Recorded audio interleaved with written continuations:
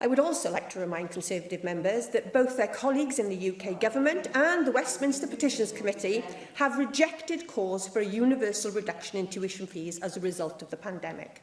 The reality is that universal reduction in fees or debt cancellation would only harm the quality of education and student services that our universities can provide, unless, of course, the UK Government would be willing to provide the necessary funding to offset any fee reduction, and I don't see any of that coming soon.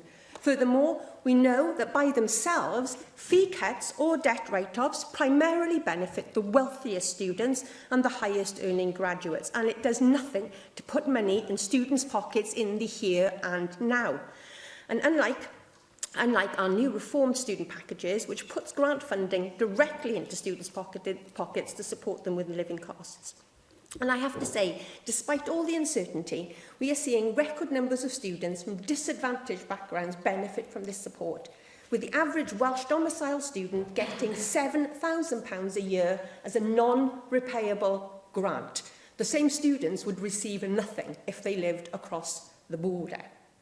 On top of that, only this morning I was hearing from colleague Senedd who have allocated a record number of scholarships to Welsh students to allow them to pursue their higher education through the medium of Welsh, in excess of 300 scholarships paid for this academic year.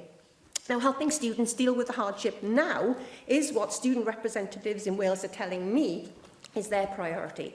And we know absolutely that some students have suffered financially during the pandemic. And that is why we have asked HEFCU to ensure that some of the additional funding made available to the sector supports institutions to provide hardship funding to students based on where we see a clear need for such funding.